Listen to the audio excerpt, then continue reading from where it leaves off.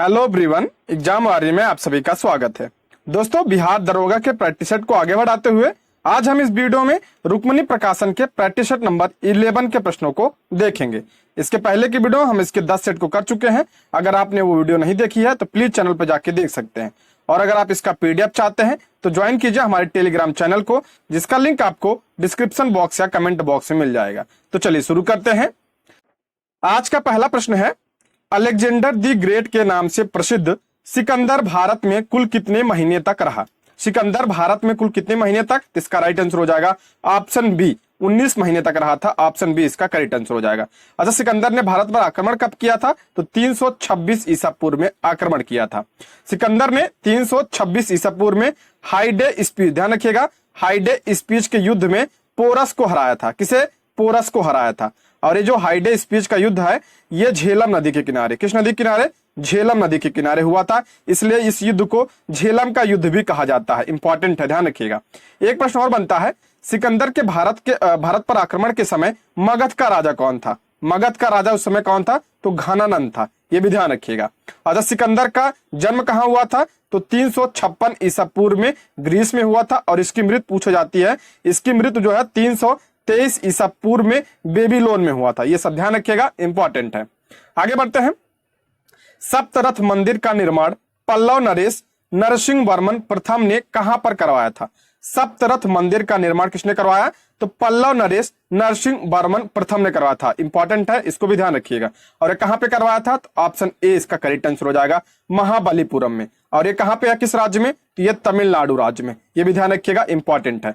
नरसिंह वर्मन प्रथम की बात करें हम, इसके बारे में आप पूछा जाता है इसने कौन सी उपाधि धारण की थी?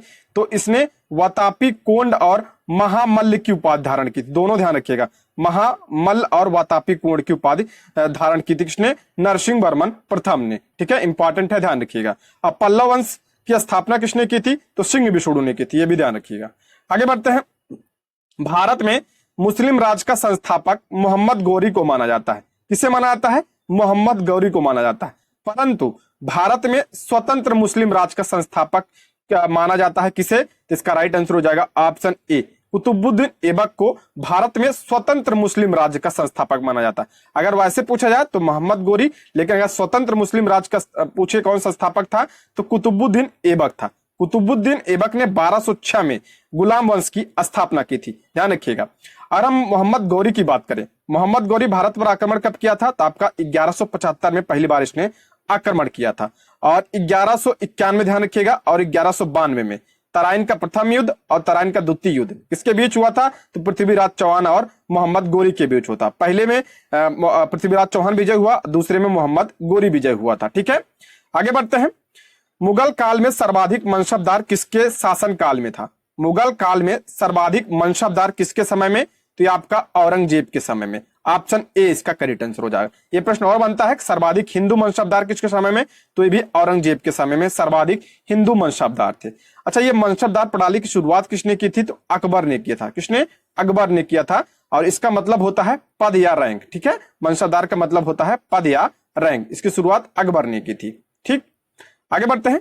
कांग्रेस अध्यक्ष पद को महिलाओं ने सुशोभित किया, बताइए निम्न में से कौन इस पद से संबंधित नहीं रही? यानी कांग्रेस की कौन अध्यक्ष नहीं रही है? इसका राइट आंसर हो जाएगा आपका सुचेता कृपलानी और विजय लक्ष्मी पंडित, यानी ऑप्शन डी, 2 और 4। ऑप्शन डी इसका करेक्ट आंसर हो जाएगा। सुचेता कृपलानी और विजय लक्ष्मी पंडित ये कांग्रेस की अध्यक्ष नहीं बनी। और अब बात करें सुचेता कृपलानी की, तो ये आपके भारत की पहली क्या थी? मुख्यमंत्री थी। भारत की पहली मुख्यमंत्री सुचेता कृपलानी थी। और विजय लक्ष्मी पंडित की बात करें तो ये संयुक्त राष्ट्र महासभा की पहली मतलब अध्यक्षता करने वाली पहली महिला थी। संयुक्त राष्ट्र महासभा की अध्यक्षता करने वाली पहली महिला कौन थी? विजय लक्ष्मी पंडित थी। और हम बात करें कांग्रेस की, कांग्रेस की स्थापना कब हुई थी? 1885 में हुआ था, सॉरी 1885 में हुआ था। और किसके समय में? अगर उस समय वायसराय पूछा जाए तो लॉर्ड डफरिन उस समय वायसराय था। और प्रथम अध्यक्ष कौन थे इसके? WC बनर्जी। अगर पूछा जाए कांग्रेस की प्रथम महिला, ध्यान से सुनिएगा, कांग्रेस की प्रथम महिला अध्यक्ष कौन थी? प्रथम महिला तो आपका 1917 में कौन थे? Annie Besant. 1917 में एनी बेसेंट प्रथम महिला थी, ये ध्यान रखिएगा। एनी बेसेंट, ये कलकत्ता में अधिवेशन हुआ था 1917 में। अगर पूछा जाए भारत की जो कांग्रेस की प्रथम भारतीय महिला, देखिए तो प्रथम महिला हो गई एनी बेसेंट और प्रथम भारतीय जुड़ गया तो सरोजिनी नायडू 1925 से कानपुर अधिवेशन की अध्यक्षता की थी। और यह बात करते हैं हम नलिनी सेन गुप्ता की, इन्होंने 1933 में जो कलकत्ता अधिवेशन हुआ था उसकी अध्यक्षता की थी। इतने सारे पॉइंट इसमें ध्यान रखिएगा, कई सारे प्रश्न इसमें बन सकते हैं। आगे बढ़ते हैं। गांधी इरविन समझौते को भारतीय इतिहास में एक महत्वपूर्ण स्थान प्राप्त है। इस समझौते को अन्य किस नाम से जाना जाता है? इंपॉर्टेंट प्रश्न है, ये कल के भी प्रैक्टिस सेट में आ चुका है। गांधी इरविन समझौता, तो ये इसे किस नाम से जाना जाता है? तो ये आपका दिल्ली समझौता के नाम से जाना जाता है। अच्छा, ये हुआ कब था? तो आपका ये हुआ था 5 मार्च 1931 को हुआ था गांधी इरविन समझौता। और गांधी इरविन समझौता को सरोजिनी नायडू ने दो महात्माओं का मिलन कहा था। ये भी पूछा जाता है, दो महात्माओं का मिलन किसने कहा था? सरोजिनी नायडू को। किसे? गांधी इरविन समझौते को कहा था। ठीक है, आगे बढ़ते हैं। विश्वस्त मूल सिद्धांतों के आधार पर विषुवत रेखा की लंबाई ज्ञात करने का प्रयास करने वाला प्रथम विद्वान निम्न में से कौन सा? विषुवत रेखा की लंबाई ज्ञात करने वाला प्रथम विद्वान कौन था? तो आपका अरस्तु थे। ऑप्शन क्या हो जाएगा? सी इसका करेक्ट आंसर हो जाएगा। आगे बढ़ते हैं। संकोच जल विद्युत परियोजना निम्नलिखित में से किन दो देशों के बीच स्थित है? इंपॉर्टेंट प्रश्न है ये। संकोच जल विद्युत परियोजना, ये भारत और भूटान के बीच में स्थित है। ऑप्शन डी इसका करेक्ट आंसर हो जाएगा। और ये किस नदी पर स्थित है? ये आपका संकोच नदी पर स्थित है। संकोच नदी जो है ये ब्रह्मपुत्र की क्या है? सहायक नदी है। भूटान से निकलती है और ब्रह्मपुत्र की यह सहायक नदी है आपका संकोच नदी। और हम ये बात करते हैं भारत और नेपाल, एक इंपॉर्टेंट ध्यान रखिएगा, भारत और नेपाल के बीच में पंचेश्वर बहुउद्देशीय परियोजना, पंचेश्वर बहुउद्देशीय परियोजना किसके बीच? भारत और नेपाल के बीच में। और यह महाकाली नदी पर स्थित है, यह भी ध्यान रखिएगा। जो एक्स्ट्रा पॉइंट बता रहा हूं आप उसको ध्यान से सुना करिए। ठीक है, आगे बढ़ते हैं। मिलान करना है सूची 1 और सूची 2। रिएक्टर स्केल, रिएक्टर स्केल से क्या नापा जाता है? आप सभी को पता है, तो भूकंप की तीव्रता नापा जाता है। भूकंप की तीव्रता जो है रिएक्टर स्केल। देखिए आपको ये तो कई बार आ चुका है, तो आप इसी हिसाब से आप पहले ऑप्शन को छांटिएगा। जैसे रिएक्टर स्केल तो आपका हो जाएगा पहले का 3, पहला का 3 देख लेते हैं किसमें है। देखिए या तो ए में है और या तो डी में है, तो ये दोनों तो ऐसे कट गए। ठीक है, दूसरा है बीफोर्ड स्केल। बीफोर्ड स्केल से क्या नापा जाता है? हवा की गति नापा जाता है। तो ये आपका बी का हो गया, बी का 4 हो गया। बी का 4 इसमें भी है और इसमें भी है। ठीक है, आगे बढ़ते हैं। केल्विन आपको पता है ताप से संबंधित होता है, तो परम ताप नापा जाता है। सी का क्या हो जाएगा? आपका 2 हो जाएगा। सी का आपका 2। अब मिली बार स्केल आपका दाब हो जाएगा, तो ए हो जाएगा। ऑप्शन ए इसका करेक्ट है। इसी हिसाब से आप ऑप्शन वाले जो ये मिलान करने वाले होते हैं इसी हिसाब से आप उसको सॉल्व करिएगा। ठीक है, अगला है संविधान सभा में किस देशी रियासत के प्रतिनिधि ने भाग नहीं लिया था? संविधान सभा में किस देशी रियासत के प्रतिनिधि ने भाग नहीं लिया? तो हैदराबाद के प्रतिनिधि इसमें भाग नहीं लिए थे। ऑप्शन सी इसका करेक्ट आंसर हो जाए। देखिए संविधान सभा की हम पहले बात करते हैं। इसका गठन आपका 1946 में जो कैबिनेट मिशन आया था उसके तहत इसका गठन किया गया था, 1946 के कैबिनेट मिशन के अनुसार। और इसमें कुल सीटें कितनी थी? तो आपका 389 इसमें सीट थी, जिसमें आपका 296 जो है किसमें? प्रांतों से आने थे और 93 सीट आपका देशी रियासतों से आने थे। ठीक है, कितनी सीट? 389। और संविधान सभा का गठन कैबिनेट मिशन के अनुसार। और संविधान सभा की पहली बैठक इंपॉर्टेंट है, ध्यान रखिएगा, 9 दिसंबर 1946 उसकी पहली बैठक होती है। और इसकी अध्यक्षता कौन करता है? इसकी अध्यक्षता आपका सच्चिदानंद सिन्हा इसकी अध्यक्षता करते हैं। यानी पहले क्या थे? अस्थायी अध्यक्ष कौन थे? सच्चिदानंद सिन्हा। उसके बाद आपका 11 दिसंबर 1946 को बैठक होती है। इसमें अस्थायी अध्यक्ष कौन बनाए जाते हैं? तो डॉक्टर राजेंद्र प्रसाद इसमें अस्थायी अध्यक्ष बनाए जाते हैं। ये भी ध्यान रखिएगा, सारे इंपॉर्टेंट है। और ध्यान रखिएगा हैदराबाद की हम यही और बात कर लेते हैं। हैदराबाद को जो है किस मिशन के तहत मिलाया गया था? तो आपका सितंबर 1948 में ऑपरेशन पोलो के तहत भारत में मिलाया गया था। यह भी ध्यान रखिएगा। आगे बढ़ते हैं। राज्य के नीति निर्देशक सिद्धांतों की प्रेरणा किस देश के संविधान से लिया गया है? बहुत ही इंपॉर्टेंट है, कॉमन क्वेश्चन है, कई बार आ चुका है, बहुत बार बता चुका हूं। तो ये आयरलैंड से लिया गया है। ठीक है, ऑप्शन सी इसका करेक्ट आंसर हो जाएगा, आयरलैंड के संविधान से। अगर भाग पूछा जाए तो भाग 4 में है ये। आर्टिकल पूछा जाए तो 36 से लेकर 51 में इसका उल्लेख किया गया है। ठीक है, ये सब ध्यान रखिएगा। आगे बढ़ते हैं। संविधान में प्रेस की स्वतंत्रता का अलग से उल्लेख नहीं है। यह भी कल वाले प्रैक्टिस सेट में आ चुका है। संविधान में प्रेस की स्वतंत्रता का अलग से उल्लेख नहीं है। यह स्वतंत्रता किस अनुच्छेद में अंतर्निहित है? ये ज्ञान बिंदु कॉल जो प्रैक्टिस सेट कल करवाया था उसमें आया था। तो आपका हो जाएगा अनुच्छेद 19 में। अनुच्छेद 19 के 1 ए में है, ठीक है, ऑप्शन ए इसका करेक्ट आंसर हो जाएगा। और इसमें क्या है, इसमें आपका वाक एवं अभिव्यक्ति की स्वतंत्रता है, इसी में आपकी प्रेस की स्वतंत्रता निहित है, ठीक है, ऑप्शन ए इसका करेक्ट आंसर हो जाएगा। और ये कैसा है, ये एक मूल अधिकार है। मूल अधिकार किस भाग में है, तो भाग 3 में है। आर्टिकल की बात करें 12 से 35 कहां से लिया गया है, तो अमेरिका के संविधान से लिया गया। ये सब ध्यान रखिएगा, बहुत ही इंपॉर्टेंट है। वर्तमान में कितने हैं, 6 मूल अधिकार हैं, ठीक है, पहले 7 थे, संपत्ति के अधिकार को हटा दिया गया 44 संविधान संशोधन के द्वारा। आगे बढ़ते हैं। संवैधानिक संशोधन हेतु विधेयक सर्वप्रथम कहां प्रस्तुत किया जाता है, संवैधानिक संशोधन हेतु विधेयक सर्वप्रथम कहां, तो संसद में, ऑप्शन ए इसका करेक्ट आंसर हो जाए। संसद के किसी भी सदन में लाया जा सकता है संवैधानिक संशोधन विधेयक, ऑप्शन ए इसका करेक्ट आंसर हो जाए। अच्छा, संविधान संशोधन की प्रक्रिया किस आर्टिकल में है, तो आर्टिकल 368 में है। ये भी ध्यान रखिए, कई बार पूछा जा चुका है। और ये जो विधेयक है, ये विधेयक कोई भी पेश कर सकता है, ठीक है, और इसमें राष्ट्रपति की अनुमति की आवश्यकता नहीं होती है। किसकी, राष्ट्रपति की अनुमति की आवश्यकता नहीं होती है, और इसे विशेष बहुमत से पारित किया जाता है। एक प्रश्न और बनता है, इसमें जो है संयुक्त अधिवेशन नहीं बुलाया जा सकता, ठीक है, संयुक्त बैठक इसमें नहीं बुलाया जा सकता है, संवैधानिक इसमें संशोधन का जो विधेयक होता है उसमें। ठीक, आगे बढ़ते हैं। संसद के दोनों सदनों द्वारा अनुमोदन किए जाने पर उस तारीख से कब तक आपातकाल प्रवर्तन में रह सकता है। आपातकाल की बात कर रहा है, तो कितने कब तक प्रवर्तन रह सकता है, अनुमोदन के बाद, ठीक है, अनुमोदन के बाद, संसद के अनुमोदन जब मिल जाता है उसके बाद कितने समय तक, 6 माह तक, ऑप्शन सी इसका करेक्ट आंसर है। देखिए, अगर हम आपात उपबंध की बात करें, आपात उपबंध किस आर्टिकल में है, भाग में है, तो भाग 18 में है। आर्टिकल की बात करें, आप 3 आर्टिकल ध्यान रखिए, आर्टिकल 352 की बात कर रहा है यहाँ पे, तो राष्ट्रीय आपातकाल, राष्ट्रीय आपातकाल 6 महीने, 352, और 356 की बात करें हम, ये राष्ट्रपति शासन है, और आर्टिकल 360 क्या है, तो ये वित्तीय आपातकाल है। ये सब कई बार मैं बता चुका हूं, ठीक है। आगे बढ़ते हैं दोस्तों, यदि आप हमारे चैनल पे नए हैं तो प्लीज चैनल को सब्सक्राइब करें, और अगर आपको वीडियो पसंद आती है तो लाइक, शेयर और कमेंट भी करें, और अपना स्कोर आप कमेंट बॉक्स में जरूर बताइएगा। और अगर आपको किसी प्रश्न में डाउट हो तो आप जो है कमेंट बॉक्स में पिन कर दीजिए, मैं उसका उत्तर वहीं पे दे दूंगा, ठीक है। आगे बढ़ते हैं। निम्न में से किस विधेयक पर विचार विमर्श के लिए राष्ट्रपति ने पहली बार लोकसभा एवं राज्यसभा की संयुक्त बैठक बुलाया था।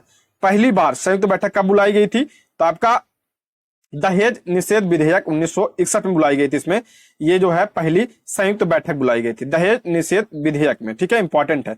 और ये संयुक्त बैठक जो है 108 आर्टिकल 108 के तहत बुलाया जाता है, गतिरोध की स्थिति में ये बुलाया जाता है, ठीक है। और इसे बुलाता कौन है, इसे इंपॉर्टेंट है, ध्यान रखिएगा, इसे बुलाता राष्ट्रपति है, इसमें कंफ्यूजन मत होइए आप लोग, राष्ट्रपति बुलाता है। और इसकी अध्यक्षता कौन करता है, तो लोकसभा अध्यक्ष जो है इसका क्या करता है, अध्यक्षता करता है। और इसे पूछा जाता है संयुक्त बैठक को किसमें नहीं बुलाया जाता है, तो आपका जो है धन विधेयक और संविधान संशोधन विधेयक में से नहीं बुलाया जाता है, ये ध्यान रखिएगा, ये तो डायरेक्ट प्रश्न बनता है, ठीक है। आगे है, वर्ष 2011 की जनगणना के अनुसार निम्नलिखित में से किस राज्य में सर्वाधिक जनसंख्या घनत्व वाला राज्य का दर्जा प्राप्त हुआ। सर्वाधिक जनसंख्या घनत्व आप सभी को पता, बिहार, ऑप्शन बी इसका करेक्ट है, कुछ बताने की जरूरत नहीं है। कितना है, 1106, ठीक है, 1106 यहाँ की क्या है, जनसंख्या घनत्व है।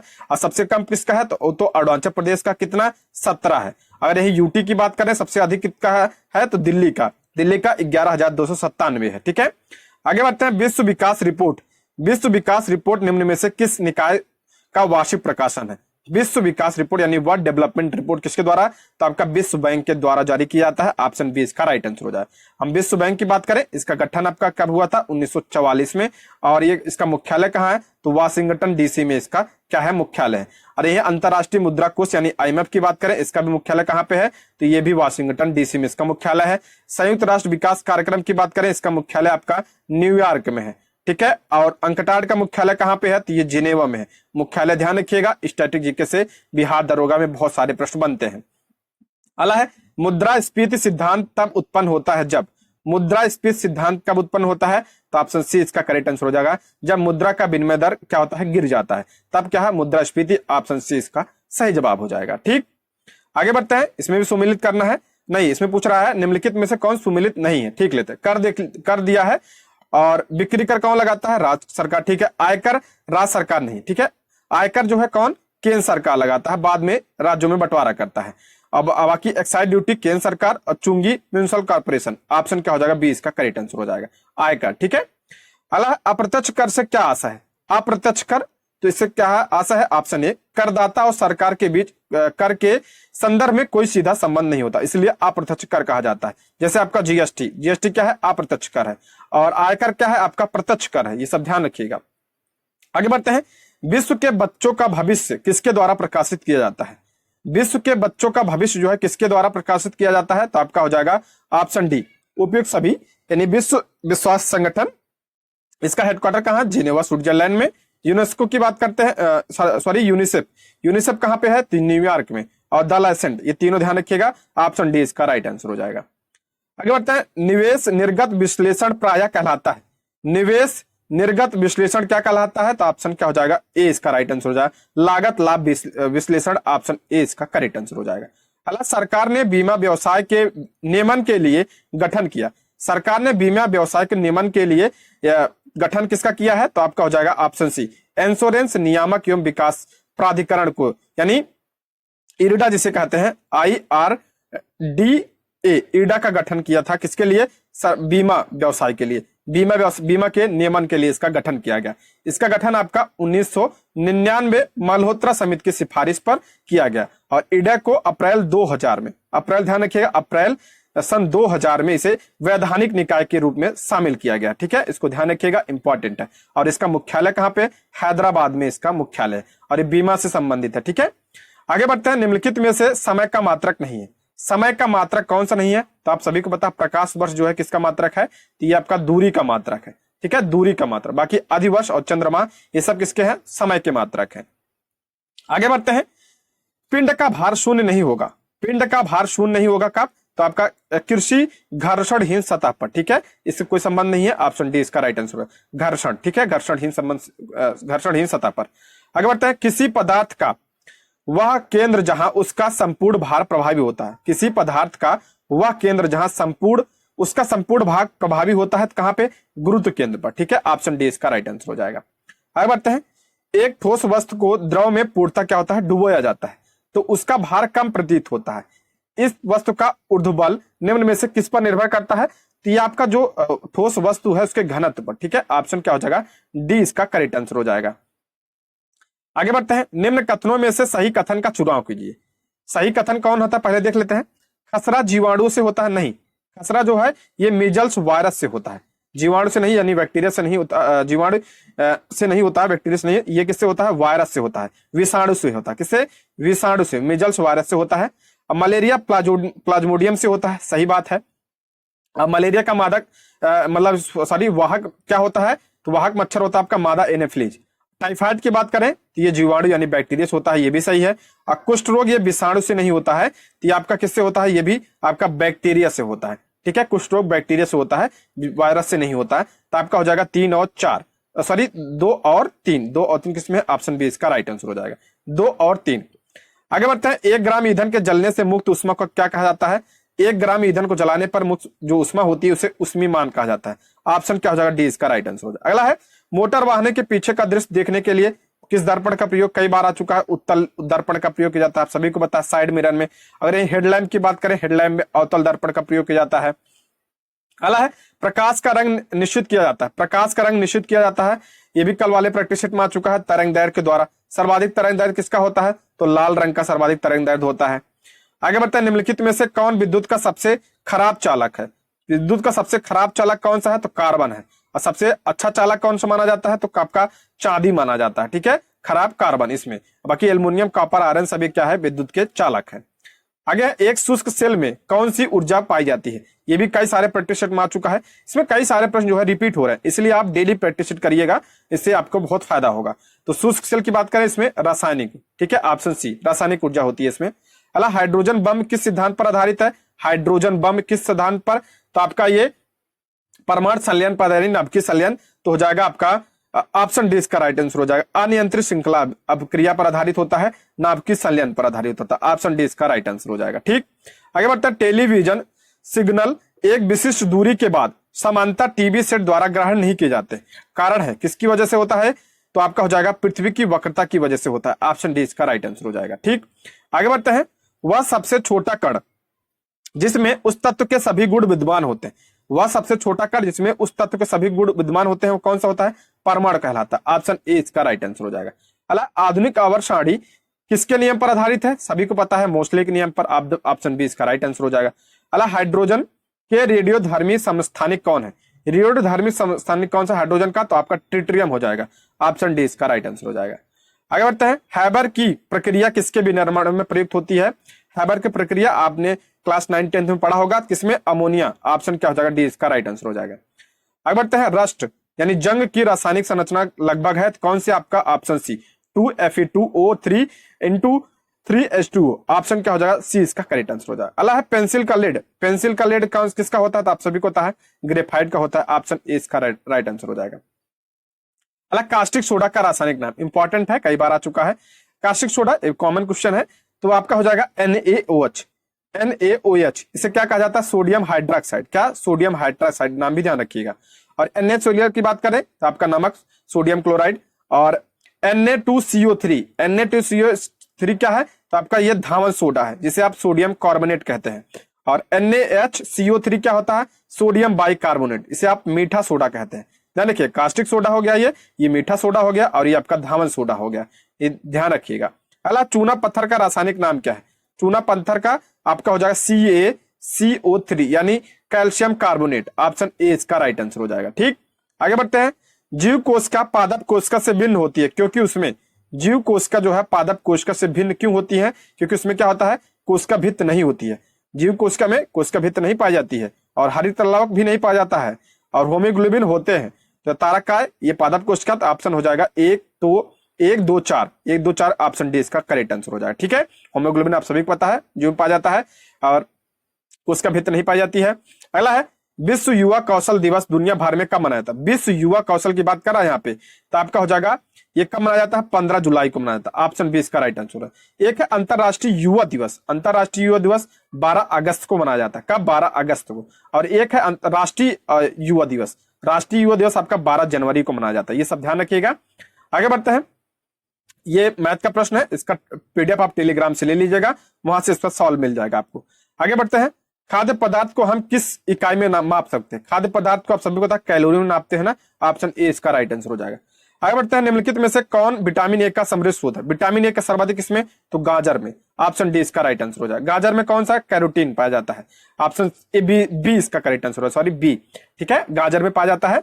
और गाजर, विटामिन ए की बात करें, रासायनिक नाम क्या है इसका? रेटिनॉल। रासायनिक नाम सभी विटामिन का ध्यान रखिएगा, रेटिनॉल। और इसकी कमी से कौन सा रोग होता है? तो रतौंधी रोग होता है। ये सब ध्यान रखिएगा। आगे बढ़ते हैं। निम्नलिखित में से कौन सा रोग जल वाहित रोग है? यानी जल से कौन सा होता है? तो आपका दस्त होता है, दूषित जल। ऑप्शन ए इसका करेक्ट आंसर हो जाए। आगे बढ़ते हैं। घटते हुए क्रम में मानव शरीर में विद्यमान प्रमुख तत्व कौन से? तो सब ध्यान रखिए, सबसे ज्यादा कौन सा? कैल्शियम। उसके बाद आपका फास्फोरस। कैल्शियम लगभग 1.5 से 2.2% पाया जाता है। फास्फोरस आपका 0.8 से 1.2% पाया जाता है। उसके बाद गंधक, उसका पोटेशियम। ऑप्शन बी इसका राइट आंसर हो जाएगा। ठीक, आगे बढ़ते हैं। निम्नलिखित में से कौन सा किसी ऐसे पौधों का उदाहरण है जो बीज तो लाते हैं पर फल नहीं देते? बीज लाते हैं, फल नहीं देते। कौन सा? आपका चीड़ का वृक्ष। ऑप्शन डी इसका राइट आंसर। अच्छा, चीड़ के बीज से कौन से तेल निकाला जाता है? तो आपका तारपीन का तेल निकलता है। तारपीन का तेल चीड़ के वृक्ष से, ये भी ध्यान रखिएगा। आगे बढ़ते हैं। प्रकाश संश्लेषण में पर्णहरित, प्रकाश संश्लेषण में पर्णहरित यानी क्लोरोफिल की भूमिका क्या होती है? ये भी आ चुका है प्रश्न। तो आपका प्रकाश का अवशोषण, इसकी भूमिका होती है। ऑप्शन बी इसका करेक्ट आंसर हो जाएगा। अगला प्रश्न है, मुगल पेंटिंग किसके शासन में अपनी चरम सीमा पर थे? मुगल पेंटिंग तो आपका किसके समय में? जहांगीर के समय। जहांगीर जो है चित्रकला का प्रेमी था। ऑप्शन सी इसका करेक्ट। अगर ये स्थापत्य की बात करें तो शाहजहां के समय में। अगला है, राष्ट्रीय पोषण पदार्थ संस्थान कहां पे स्थित है? राष्ट्रीय पोषण संस्थान ये कहां पे स्थित है? तो आपका ये हैदराबाद में स्थित है। ठीक है, ऑप्शन क्या हो जाएगा? डी इसका करेक्ट आंसर हो जाएगा।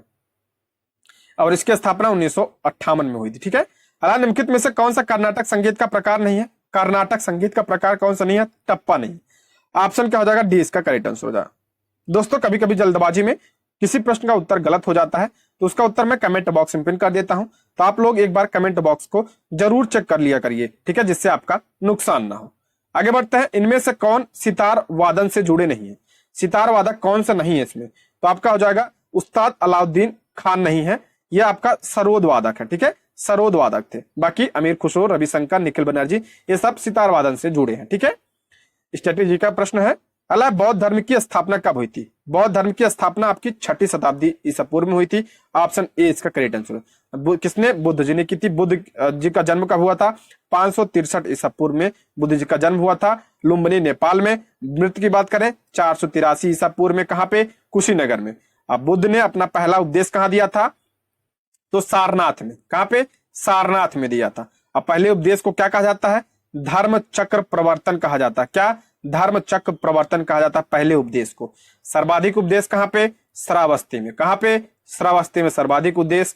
और अंतिम उपदेश कुशीनगर में। ये सब ध्यान रखिए। अगला है अनालेक्ट किसकी प्रवृत्त पुस्तक है? अनालेक्ट जो है ये किसकी प्रवृत्त पुस्तक है? तो आपका कन्फ्यूशियस की है, चीन का दार्शनिक थे। ऑप्शन सी इसका करेक्ट आंसर हो जाए।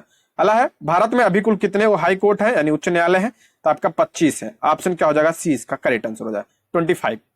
अगला है मध्य प्रदेश उच्च न्यायालय की पीठ कहां पे स्थित है? मध्य प्रदेश का जो उच्च न्यायालय है ये कहां पे है? जबलपुर में है। ऑप्शन बी इसका राइट आंसर हो जाए। और इसके 2 खंड पीठ है, ग्वालियर और इंदौर में है। ठीक है, ये भी ध्यान रखिएगा। अगला भारत संविधान के किस अनुच्छेद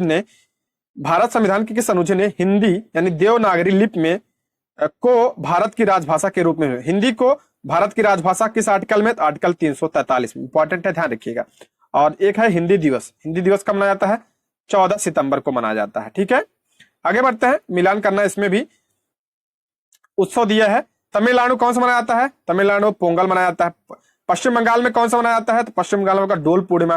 केरल में कौन सा? ओणम। असम में आपका बिहू। ठीक है, आगे बढ़ते हैं। मैथ के प्रश्न है, इसको देख लीजिएगा। अगला है भारतीय नोबेल पुरस्कार विजेताओं से संबंधित निम्नलिखित में से कौन सा जोड़ी सम्मिलित नहीं है? देख लेते हैं। रविन्द्रनाथ टैगोर का मिला था 1913 में मिला था। सीवी रमन 1930 सही है। अरविंद खुराना आपको इन्हें मिला था 1968 में। मदर टेरेसा को यही गलत है, ऑप्शन डी इसका राइट। मदर टेरेसा का मिला था शांति क्षेत्र में, इन्हें मिला था 1969 में, 79 मिला था, 79 में, सॉरी 79 मिला था। ऑप्शन क्या हो जाएगा? डी इसका करेक्ट आंसर हो जाएगा। अच्छा, नोबेल पुरस्कार की शुरुआत कभी थी? आपका 1901 में इसकी शुरुआत पहली बार यहाँ दिया गया था। पहले 5 क्षेत्र में जाता था, 1969 से जो है अर्थशास्त्र के क्षेत्र में प्रदान किया गया था। ठीक है, ये भी ध्यान रखिएगा। अगला है संयुक्त राष्ट्र की महासभा का प्रथम नियमित सत्र कहां आयोजित किया गया? प्रथम नियमित सत्र आपका लंदन में। ऑप्शन क्या हो जाएगा? सी इसका राइट आंसर हो जाएगा। अगला है सन 1962 में भारत का प्रथम भारी जल संयंत्र कहां स्थापित किया गया? भारत का भारी जल संयंत्र कहां पे? 1962 में बड़ोदरा। ऑप्शन सी इसका राइट आंसर हो जाएगा। आगे बढ़ते हैं। भारत में बीमारू राज्यों में से सबसे घना आबादी राज्य किसका है? सबसे घना आप सभी को पता है कहां पे? बिहार में। ऑप्शन बी इसका राइट आंसर हो जाएगा। अगला, ग्राम पंचायत के चुने हुए सदस्य उप मुखिया का चुनाव करते हैं। उप मुखिया के निर्वाचन के संदर्भ में निम्नलिखित में से कौन सा वक्तव्य सही नहीं है? नहीं पूछ रहा, ठीक है। पहला कह रहा उप मुखिया के चुनाव में मुखिया मतदाता होगा, नहीं, यही आपका गलत हो जाएगा। ऑप्शन ए इसका राइट आंसर हो जाएगा। ठीक। अगला, निर्वाचन में मतों की बराबरी की स्थिति में विजेता का निर्णय लॉटरी द्वारा होता है, ये भी सही है। राज्य निर्वाचन आयोग के परीक्षण एवं नियंत्रण में ग्राम पंचायत अपनी पहली बैठक में उप मुखिया का चुनाव करेगा, ये भी सही है। और उप मुखिया के निर्वाचन में मुखिया मतदाता नहीं होता, ये भी सही है। अगला, ग्राम सभा एक या अधिक संख्या में निगरानी समिति का गठन कर सकती है। इस समिति का गठन किसके द्वारा किया जाता है? ग्राम सभा एक या अधिक संख्या में निगरानी समिति, ठीक है, निगरानी समिति का गठन कर सकती है। इस समिति का गठन किसके द्वारा किया जाता है? तो किसके द्वारा? इसका करेक्ट आंसर हो जाएगा आपका ऑप्शन डी, ऐसे व्यक्तियों से जो ग्राम पंचायत के सदस्य न हो। ठीक है, ऑप्शन डी इसका राइट आंसर हो जाएगा। इसमें ऐसे व्यक्ति शामिल होते हैं जो ग्राम पंचायत के सदस्य नहीं होते हैं। अगला, निम्न में से कौन सा भारतीय राज्य म्यांमार देश की सीमा पर स्थित नहीं है? म्यांमार की सीमा पर स्थित नहीं है तो त्रिपुरा नहीं है। ऑप्शन बी इसका राइट आंसर है। म्यांमार से कितने भारतीय राज्य? 4 भारतीय राज्य सीमा लगाते हैं। मणिपुर, अरुणाचल प्रदेश, नागालैंड और कौन से? मिजोरम लगाता है। ठीक है, और भारत जो है म्यांमार से कितना सीमा साझा करता है? तो 1643 किलोमीटर की सीमा साझा करता है। ठीक, आगे बढ़ते हैं। निम्न में से कौन एक यमुना की सहायक नदी नहीं है? नहीं पूछ रहा है तो रामगंगा। रामगंगा किसकी सहायक नदी है? तो गंगा की सहायक नदी है। और यमुना कहां से निकलती है? तो बंदरपुर से, उत्तराखंड से निकलती है। और ये किसकी सहायक नदी है? तो ये गंगा की सहायक नदी है। ठीक है, गंगा की सहायक नदी है। और ये जो है इसकी लंबाई कितनी है? 1376 किलोमीटर इसकी लंबाई है यमुना की। और ये प्रयागराज में जाके गंगा में मिल जाती है। बाकी यमुना की सहायक नदी आपका बेतवा, चंबल, केन, ध्यान रखिएगा। आगे बढ़ते हैं। निम्न में से कौन सा द्वीप नॉर्वे के अधीनस्थ क्षेत्र में नहीं आता? नॉर्वे के क्षेत्र में कौन सा नहीं आता आपका? प्लूटो रिको नहीं आता। ऑप्शन प्लूटो रिको नहीं आता। ऑप्शन सी इसका करेक्ट आंसर हो जाएगा। और ये उत्तरी अमेरिका का देश है? ऑप्शन सी इसका करेक्ट आंसर हो जाएगा, कैरिबियाई क्षेत्र में स्थित है। अगला है सोसाइटी ऑफ जीसस नामक संगठन का आधार क्या था? सोसाइटी ऑफ जीसस नामक संगठन का आधार क्या था? सैन्य था। ऑप्शन सी इसका करेक्ट आंसर हो जाएगा। इसे ही आपका जेसुइट संघ भी कहा जाता है, इसे सोसाइटी ऑफ जीसस संगठन को, और इसकी स्थापना आपका 1534 में पेरिस में हुई थी। संस्थापक इसके लोएला थे, ठीक है, और इस सैन्य आधारित है, ठीक है। आगे बढ़ते हैं, लोजेन की संधि यानी लोजन के या लुसाने की संधि का संबंध निम्न में से किस देश से है? तो आपका यूनान एवं तुर्की के बीच हुआ था लुजोन की संधि। लुजोन कहाँ पे है? स्विट्जरलैंड में। और एक संधि कब हुआ था? आपका 1923 में यह संधि शांति समझौता था यूनान एवं तुर्की के बीच में, ठीक है। आगे बढ़ते हैं, निम्न में से किसे अम्ल वर्षा की घटना को सर्वप्रथम प्रकाश में लाने का श्रेय दिया जाता है? अम्ल वर्षा तो कौन? तो option A Robert Angus Smith को दिया जाता है। ऑप्शन ए इसका करेक्ट आंसर है। अच्छा, अम्ल वर्षा का प्रमुख घटक कौन सा है? तो आपका सल्फ्यूरिक अम्ल यानी H2SO4 और नाइट्रिक अम्ल, ठीक है, दोनों ध्यान रखिएगा। आगे बढ़ते हैं, धर्मनिरपेक्षता प्रेरित करती है। धर्मनिरपेक्षता किसे? तो वोट बैंक की राजनीति को प्रेरित करती है। ऑप्शन सी इसका राइट आंसर हो जाएगा। अगला प्रश्न है, विवाह की उत्पत्ति किससे मानी जाती है? सॉरी, विवाह की उत्पत्ति किससे मानी जाती है? तो आपका ऑप्शन ए मानवीय इच्छाओं से मानी जाती है। ऑप्शन ए इसका करेक्ट आंसर हो जाएगा। अगला है, मर्दानी निम्न में से किस राज्य का परंपरागत युद्ध कौशल है? मर्दानी किस राज्य का है? तो आपका ये महाराष्ट्र का। आप ये पंजाब का ध्यान, महाराष्ट्र का ये क्या है? मार्शल आर्ट है। पंजाब का आप ध्यान रखिए, गतका, पंजाब का गतका है, ये भी ध्यान रखिए, ये भी मार्शल आर्ट है पंजाब का। आगे बढ़ते हैं, फीफा विश्व कप 2026 की मेजबानी का अधिकार किस देश ने जीता? फीफा वर्ल्ड कप जो होगा 2026 में कहां पे होगा? तो आपका मैक्सिको, अमेरिका, मैक्सिको और कनाडा। उपयोग डी, ऑप्शन सी उपयोग सभी, ठीक है। अच्छा, 2022 में कहां पे हुआ था? कतर में हुआ था, और इसका विजेता कौन रहा? अर्जेंटीना इसका विजेता रहा था, ठीक है। अगला है, BBC Indian sport woman of the year 2022 किसे जीता या किसे मिला है? तो ऑप्शन बी मीराबाई चानू। और मीराबाई चानू किस खेल से संबंधित है? तो वेट लिफ्टिंग यानी भारोत्तोलन से संबंधित है। आगे बढ़ते हैं, as good as my word, as good as my word नामक पुस्तक के लेखक कौन है? तो ये आपका हो जाएगा किसकी पुस्तक है? तो इसका आपका हो जाएगा ऑप्शन ए के.एम. चंद्रशेखर की पुस्तक है। ऑप्शन ए इसका राइट आंसर हो जाएगा। अगला है, my life as a comrade, my life as a comrade जो है किसकी आत्मकथा है? तो आपका के शैलजा की है। ऑप्शन सी इसका राइट आंसर हो जाएगा। ये सब करंट अफेयर से रिलेटेड प्रश्न है, तो ध्यान रखिएगा। अगला, फरवरी 2023 में साइक्लोन ग्रेबियल ने किस देश को प्रभावित किया? और इसी साइक्लोन ग्रेबियल की वजह से न्यूजीलैंड, ऑप्शन ए इसका, न्यूजीलैंड ने आपातकाल की घोषणा की थी। ऑप्शन ए इसका राइट आंसर हो जाएगा। आगे बढ़ते हैं, अंतरराष्ट्रीय वन दिवस के अवसर पर टिकली गांव हरियाणा में किसने अरावली ग्रीन वॉल परियोजना का शुभारंभ किया? अरावली ग्रीन वॉल परियोजना का शुभारंभ भूपेंद्र यादव ने किया। ऑप्शन बी इसका राइट आंसर है। आप कमेंट बॉक्स में बताइए अंतरराष्ट्रीय वन दिवस कब मनाया जाता है, ठीक है, ये आज का प्रश्न है। आगे बढ़ते हैं, किस वर्ष तक पूरे भारत को डॉपलर वेदर रडार नेटवर्क से जोड़ती है? किस वर्ष तक पूरे भारत में डॉपलर वेदर रडार से जोड़ दिया जाएगा? तो आपका 2025 तक। ऑप्शन बी इसका करेक्ट आंसर हो जाएगा। दोस्तों आप कमेंट जरूर करिएगा जैसे आपको वीडियो पसंद आती है, ठीक है, कोई कमी है तभी बताइएगा। अलग, केंद्र सरकार ने कितनी राशि की मंजूरी पीएम विश्वकर्मा स्कीम हेतु अगस्त 2023 में मंजूरी दी है?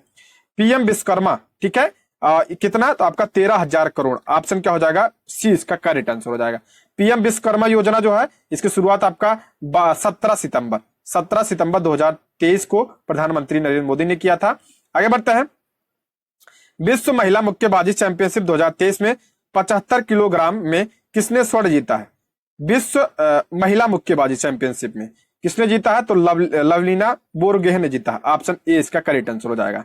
इंपॉर्टेंट है, कितने वर्ग किलोग्राम में? 75 वर्ग किलोग्राम में, और ये मुक्केबाजी से संबंधित है। अगला है, 68वें हुंडई फिल्म फेयर पुरस्कारों में से किस फिल्म ने सर्वश्रेष्ठ फिल्म पुरस्कार जीता है?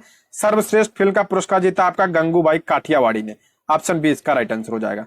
और यह बात करें हम बेस्ट एक्टर का अवार्ड किसे मिला? तो आपका राजकुमार राव को क्या मिला है? बधाई दो के लिए बेस्ट एक्टर का अवार्ड। और बेस्ट एक्ट्रेस का अवार्ड मिला तो आलिया भट्ट को मिला है। आलिया भट्ट को किसके लिए? गंगूबाई काठियावाड़ी के लिए मिला है। आगे बढ़ते हैं, केंद्रीय बजट 2023-24 में 24 की 7 प्राथमिकताएं जिसे सप्तर्षि योजना कहा गया में क्या शामिल नहीं है? तो इसमें कौन सा शामिल नहीं है? तो आपका हेल्थ सेक्टर नहीं शामिल है, हेल्थ सेक्टर। ऑप्शन बी इसका राइट आंसर। ध्यान सुनिए, इसमें 7 ऋषियों के जिसे आपका है सप्तर्षि योजना, इसमें कौन कौन शामिल है? ध्यान सुनिएगा, समावेशी विकास, ठीक है, समावेशी विकास, बुनियादी ढांचा, आखिरी व्यक्ति एवं पहुंच और वंचितों को वरीयता, ये तीसरा है। चौथा है आपका क्षमता विस्तार, और 5वां है हरित विकास, छठा है युवा शक्ति और सातवां है आपका वित्तीय तंत्र। ये सब स्थित है, इसमें शामिल है, हेल्थ सेक्टर इसमें शामिल नहीं है। ठीक है, आगे बढ़ते हैं। 26 मार्च 2023 को लॉन्च किए गए वन वेब इंडिया 2 मिशन के लिए इस्तेमाल किए गए लॉन्च वाहन का नाम क्या है? वन वेब इंडिया मिशन जो 2 लॉन्च किया गया, किसके द्वारा? LVM-3 के द्वारा लॉन्च किया गया। ऑप्शन ए इसका राइट आंसर हो जाएगा। अगला प्रश्न है, किस वर्ष को बाजरा का अंतरराष्ट्रीय वर्ष घोषित किया गया है? तो संयुक्त राष्ट्र महासभा द्वारा अंतरराष्ट्रीय वर्ष किसे? बाजरा का। तो आपका 2023 को। ठीक है, ऑप्शन डी इसका राइट आंसर हो जाएगा। अगला प्रश्न है, किस राज्य सरकार ने पदोन्नति में विकलांगता कर्मचारी हो 4% का आरक्षण देने की बात कही है? तो महाराष्ट्र सरकार ने। ऑप्शन बी इसका राइट आंसर, 4% आरक्षण विकलांगों के लिए। अगला, सिडनी क्रिकेट ग्राउंड ने ब्रायन लारा के नाम वाले गेट का अनावरण किस खिलाड़ी के नाम किया? तो आपका सचिन तेंदुलकर। ऑप्शन बी इसका राइट आंसर हो जाएगा। अगला प्रश्न है, साबल्टर्न स्कूल ऑफ हिस्ट्री के जनक कौन थे जिनका 29 अप्रैल 2023 को निधन हुआ? तेज कौन थे? तो ऑप्शन सी रणजीत गुहा थे। ऑप्शन सी इसका राइट आंसर हो जाए। अगला प्रश्न, 2023-24 के अवधि हेतु नेस्कॉम का अध्यक्ष किसे नियुक्त किया गया? नेस्कॉम का अध्यक्ष तो आपका अनंत महेश्वरी को। ऑप्शन बी इसका करेक्ट आंसर हो जाए। और नेस्कॉम की स्थापना आपका 1 मार्च 1988 को हुई थी और इसका हेडक्वार्टर कहाँ है? नोएडा, उत्तर प्रदेश में इसका हेडक्वार्टर है। आगे बढ़ते हैं। 5 मार्च 2023 को रियाद में आयोजित संतोष ट्रॉफी 2023 का फाइनल विजेता किसने, मतलब फाइनल में कौन जीता है? तो आपका कर्नाटक ने जीता। ऑप्शन ए इसका करेक्ट आंसर। संतोष ट्रॉफी किस खेल से? तो फुटबॉल के खेल से संबंधित है। और कर्नाटक ने किसे हरा कर? तो मेघालय को हरा से। और ये कहां पे हुआ था?